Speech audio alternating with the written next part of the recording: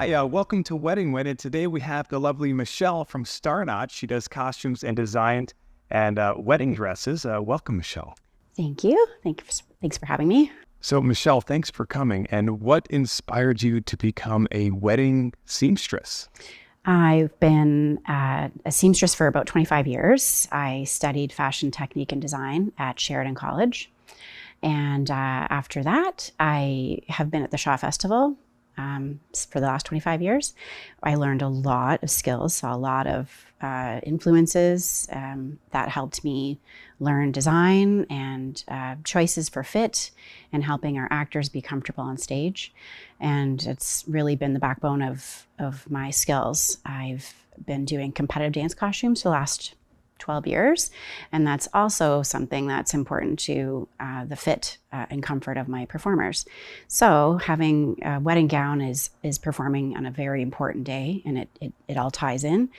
And I love the beauty of wedding gowns, and I love being able to make people's wedding day, like being a part of their wedding day. It's quite an honor.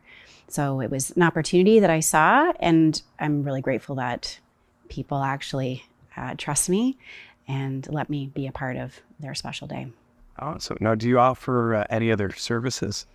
I started to realize that there was a need for helping brides on the day of make sure that everything was pressed, steamed, ready to go. And also with my theater background, a lot of what we do running a show is have a maintenance where we go over the costumes, make sure everything's steamed and pressed and ready to go. So it seemed to go hand in hand. So I started to offer Niagara's first mobile bridal steaming and dressing service. And there's different options that I have. Sometimes people they know that they have guests coming in, or they just want to make sure that after traveling with their dress, it's steamed and wrinkle free. So I will come and either take the dress and steam it in my studio, or deliver it steamed, or some dresses need to be steamed on spot. That's a really unique service. So as far as I know, I don't think I've ever heard of a business doing that. Like, I think you might be I created it. Yeah, there's been a lot of requests come in where people have traveled from out of country. So they're coming home for their wedding. They're coming from Calgary. They're coming from Australia. They're coming from Vancouver. And yeah, they've traveled with their garment. And it's just also having someone delegated to take care of that. And also, I've counseled my brides and said, bring somebody to the last fitting and I'll help. I'll teach your bridesmaid or your mom how to do up all the buttons on the back of the dress or do a corset. And I realized that it's a sacred moment for photos, for the photographer, but there's panic because I received the professional photos back from one of my brides, and there was 5 consecutive photos with 2 different people trying to do the buttons up after I had counseled. So it just kind of takes that worry out and that stress. And then everyone else is distracted getting ready. I'm just there to take care of the bride, or there's a button off or a hook off or something, I am able to also just do some quick mending as well. So, Michelle, I've heard you had some new plans this year for your business. What are your new plans? Yes. So I have a business expansion coming up, and there's a need for bridal lingerie, and boudoir shoots kind of goes in hand with bridal lingerie. And there's a bit of a market gap, and I want to fill that and be able to have people come and have an in-store experience to find some product instead of ordering online and not sure what's going to arrive in the mail. And I've been looking at colors and textures and fabrics, and I've started designing a line, something that I think will be appealing to my clients. And I'm very fortunate that I have a great client base. So I kind of have a feel for what people are interested in, and what, at least I hope so. So it's filling a niche that I feel like would add to my business. And I also realize that there's a lot of bridesmaids getting ready robes that aren't necessarily the nicest quality, and I'm looking into supplying something, offering something to my clients that is colors that are in the trends and is a nice cotton feel and something that you'll want to wear, right well after the day of getting ready for weddings. And some slippers that I already have a good response from that will complement the robes as well. And yeah, so they'll be getting ready robes for bridesmaids and bride, and lingerie that are good for honeymoon or whatever. So what inspired you to get into that part of the market? Well, it's funny. Boudoir is a trend right now, and I swore I would not do a boudoir shoot, and found myself challenging myself and having the experience for myself. So I realized that there wasn't anywhere really to go shopping for lingerie that you felt comfortable and pretty, and that was going to be for the camera and something that was going to be a keepsake for myself. So that is what kind of propelled me into that. And funny enough, as I've gone into creating this, like having the product, I realized I couldn't find anything. And it's brought me back to my roots of my fashion studies, where I finished school, where I learned manufacturing, but ended up in theater. So I've got my pencil and paper that I had in college, took it out, and I've just tapping into my roots of what I actually studied in school. So it's been a nice experience to get feedback from friends and family and do something that I had learned, 25 years ago. So how do you personalize like wedding dresses? Like how's that process go? I tell people, they come to me with their dress, and it might fit them really well, and they just need a hem worked on. I like to ask people what they envision for their wedding. I always look at their train length, and I ask them, what is your venue like? What is your walking down the aisle space like? And basically you need to decide what your vision is for walking down the aisle and for photos.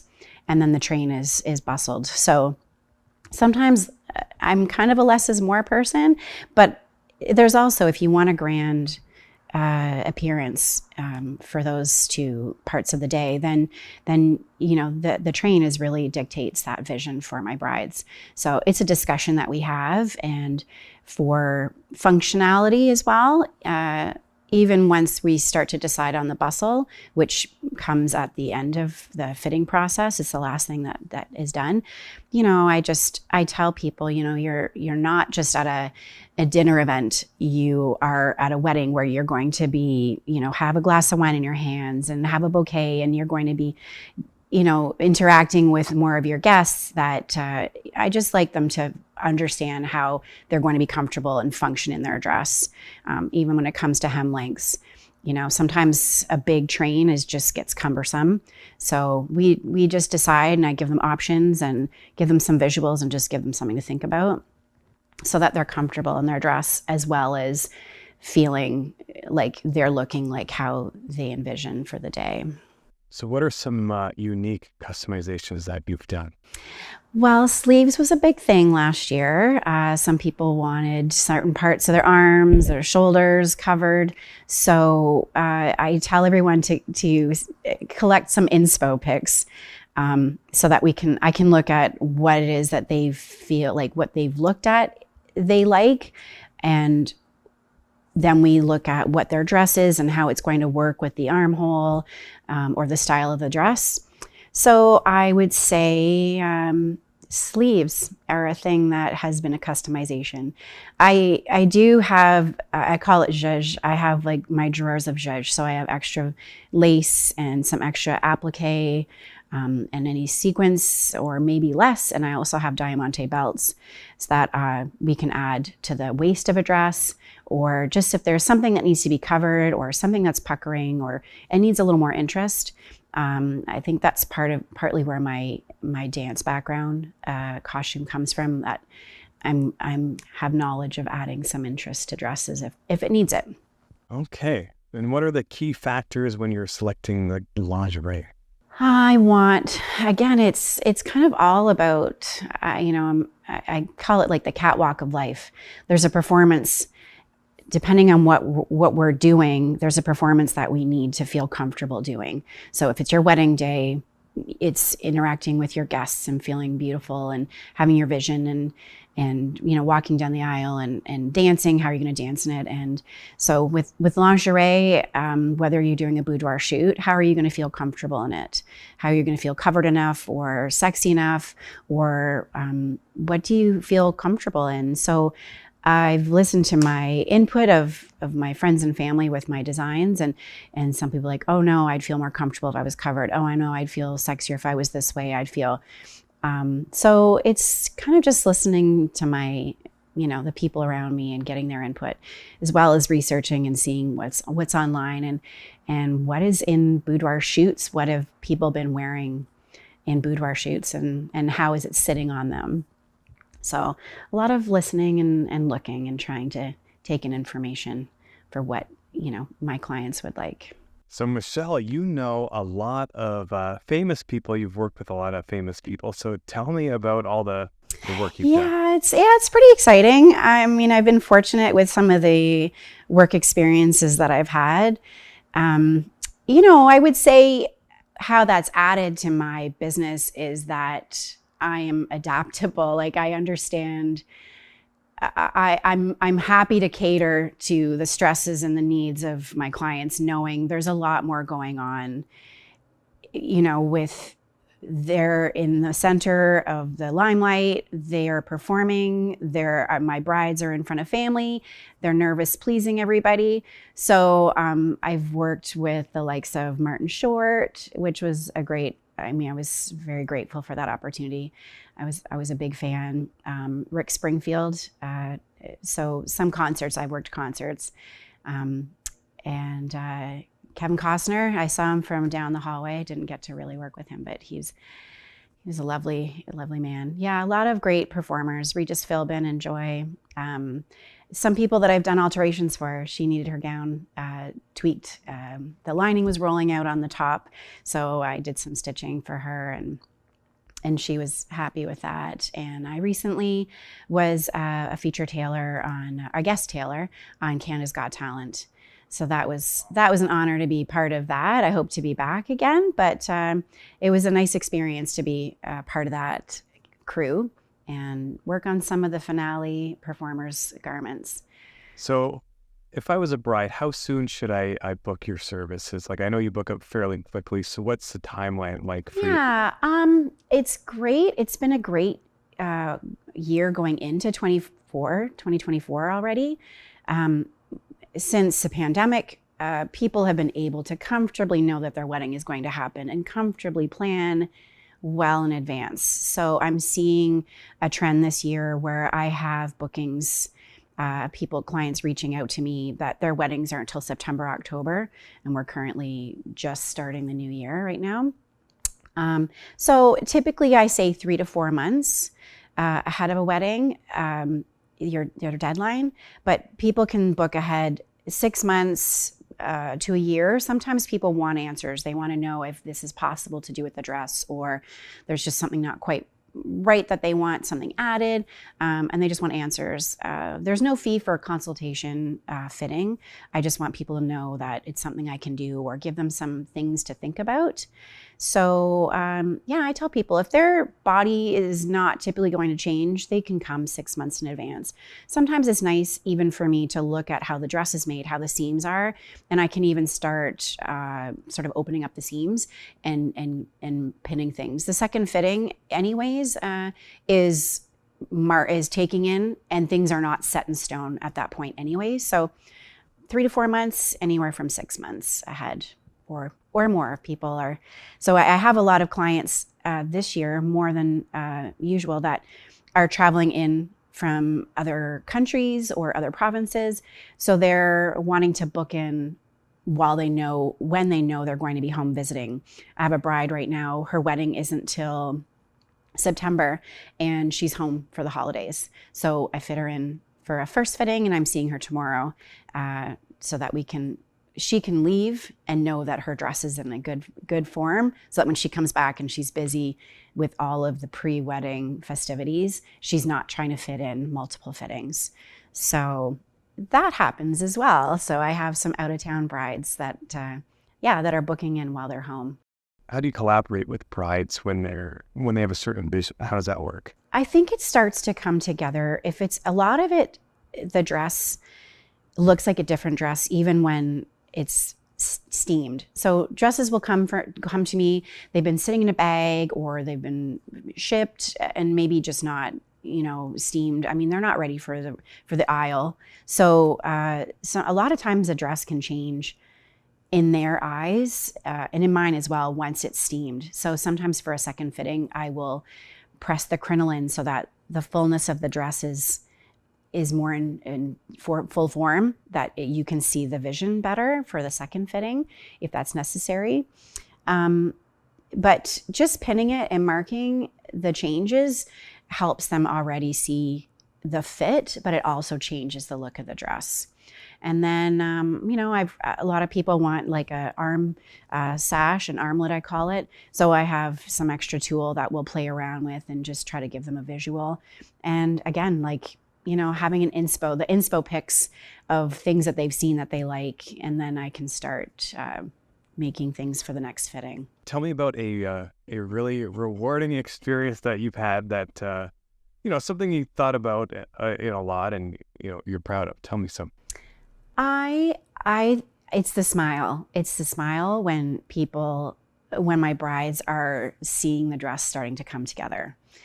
It's a big check mark on their to-do list. And I wouldn't say it's a stress, but when it starts to come together and they start to see everything coming together, the dress, I get the lucky part where I get to be the person that helps with that check mark off of the to-do list.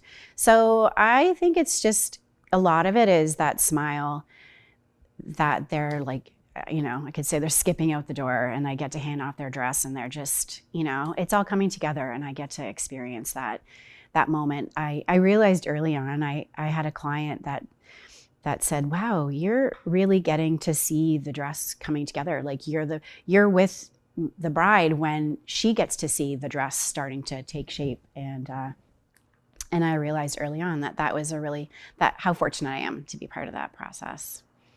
So what are some common challenges that you have when you're doing all this? Challenges. Well, I mean, during the pandemic, there was a lot of last minute panic. I had a lovely bride come to me and she was asked to take her dress home with her during lockdown. And then when the world started opening up, they had forgotten to reserve some space and time for her to have her alterations done. So, the dress needs to get done and other seamstresses were booking up. To me, I don't know, I'm used to working under pressure with theater. So I was able to take her in and help her with her dress and just be part of relief, that part of relief for her. That was rewarding. And I had a lot of last minute brides that their dresses weren't coming in with fabric shortages and shipping delays, or last minute venue bookings, like rebookings. So to be able to see that look of relief on people that the dress had been started, I was making room for them, they'd found a seamstress, that was definitely rewarding, and just trying to help calm them down and tell them, you're going to have stories later on down the road because you're one of the couples that persevered during lockdown. Do you have different packages for the brides that you put together? I have some additions to my services, to my alteration services. I have some lingerie bags. I called them lingerie bags, and now they will be used. It can be more so used as lingerie bags, but they also they fit your wedding shoes. So they're just like nice little touches. I also have an essential wedding day of kits, and I researched heavily to figure out what to put. I think there's over 50 items. So if I'm not there for the day, there's Band-Aids and razor and last minute toothbrush and protein bar, and there's a sewing kit. So it's jam packed. in this little personalized kind of giant size pencil case that I have that. My steaming service, there's 3 different packages. So I have a 2-hour, a 3-hour, and then a full 6 to 8 hour package. We will go out of town. So we've gone to Toronto, we've gone to Cambridge for steaming services. So getting to learn the timelines that are needed to perform the service. So it's been really nice to get to know bridal suites and different venues and be able to assist with the brides. So those would be my packages. Yeah. Is there any new trends that you've noticed that they're happening with brides lately? Not. I mean, I'm not part of the purchasing. The purchasing part of the dress. I can suggest to brides, I wouldn't say problem solving, but suggestions for, oh, I've seen this, or we came up with this. We had a bride that had a beautiful, like big, Gigi flower on her shoulder. So some of that, but the trends seem to come more from the bridal shop, and I will see a similar alteration, but more so just things that I've seen, that solutions we've come up with for different dresses or different scenarios or different timelines of a wedding day and what their needs are with a dress, or having a second wedding dress. I always hate to suggest sometimes, but to have the big grand train, it's just not practical to have the weight of it or to bustle it and function the rest of the wedding day with something that's massive. So there are some beautiful wedding gowns, second wedding gowns out there.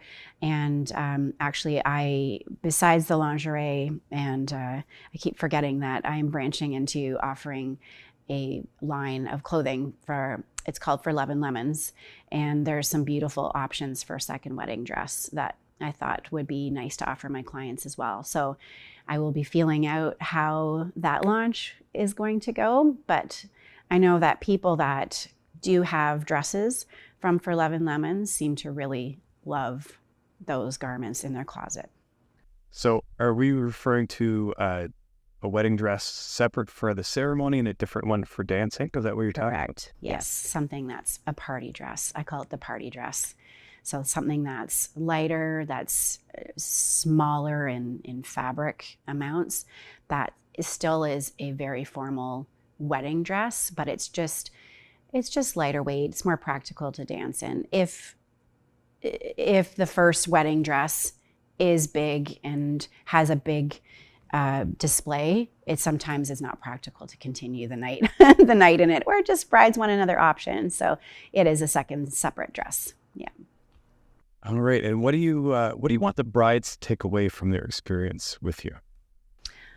Oh, I mean, I can say the comments and that I've had, the compliments that I've had, where people are thankful. They said that the experience was easy to navigate my website, and that it was, I guess I cooperated. I'm thinking that's some of the lingo that it was a pleasurable experience for people, which is,